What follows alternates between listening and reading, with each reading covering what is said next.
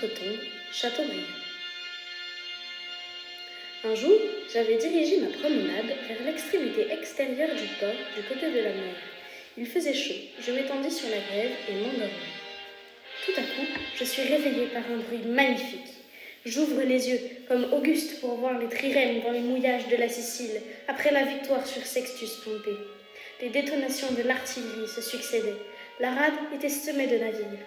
La grande escadre française rentrait après la signature de la paix.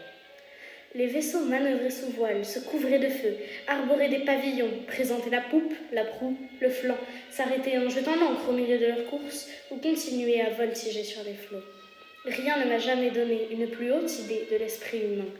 L'homme semblait emprunter dans ce moment quelque chose de celui qui a dit à la mer « Tu n'iras pas plus loin, non process amplius ». Tout Brest accourut. Des chaloupes se détachent de la flotte et arborent au môle. Les officiers dont elles étaient remplies, le visage brûlé par le soleil, avaient cet air étranger qu'on apporte dans notre hémisphère, et je ne sais quoi de gai, de fier, de hardi, comme des hommes qui venaient de rétablir l'honneur du pavillon national. Ce corps de la marine, si méritant, si illustre, ses compagnons des suffrains, des lamottes piquées, des destins échappés au coup de l'ennemi, devaient tomber sous ceux des Français. Je regardais défiler la valeureuse troupe, lorsqu'un des officiers se détache de ses camarades et me saute au cou. C'était Grésille. Il me parut grandi, mais faible et languissant d'un coup d'épée qu'il avait reçu dans la poitrine. Il quitta Brest le soir même pour se rendre dans sa famille. Je ne l'ai vu qu'une fois depuis, peu de temps avant sa mort héroïque. Je dirai plus tard en quelle occasion.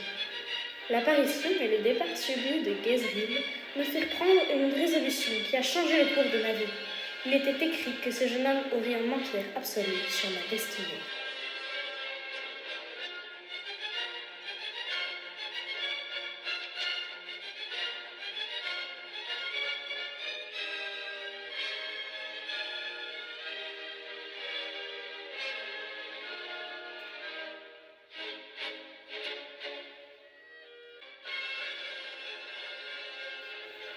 On voit comment mon caractère se formait, quel tour prenaient mes idées, quelles furent mes premières atteintes de mon génie, car j'en puis parler comme d'un mal quel qu'ait été ce génie, rare ou vulgaire, méritant ou ne méritant pas le nom que je lui donne, faute d'un autre mot pour mieux m'exprimer.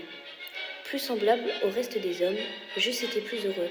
Celui qui, sans m'ôter l'esprit, fut parvenu à tuer ce qu'on appelle mon talent, m'aurait traité en ami. Lorsque le comte de Boisteilleul me conduisait chez Monsieur Hector, j'entendais les jeunes et les vieux marins raconter leurs campagnes et causer des pays qu'ils avaient parcourus. L'un arrivait d'Inde, l'autre d'Amérique. Celui-là devait appareiller pour faire le tour du monde, celui-ci allait rejoindre la station de la Méditerranée, visiter les côtes de la Grèce. Mon oncle me montra la Pérouse, dans la Faule, Nouveau-Cook, dans la mort et le secret des tempêtes.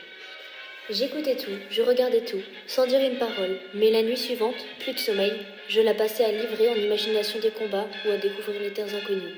Quoi qu'il en soit, en voyant Guézerille retourner chez ses parents, je pensais que rien ne m'empêchait d'aller rejoindre les miens. J'aurais beaucoup aimé le service de la marine, si mon esprit d'indépendance ne m'eût éloigné de tous les genres de service. J'en ai moins une possibilité d'obéir. Les voyages me tentaient, mais je sentais que je ne les aimais que seul, en suivant ma volonté. Enfin, donnant la première preuve de mon inconstance, sans avertir mon oncle Ravenel, sans écrire à mes parents, sans en demander permission à personne, sans attendre mon brevet d'aspirant, je partis un matin pour Combourg, où je tombais comme des nues.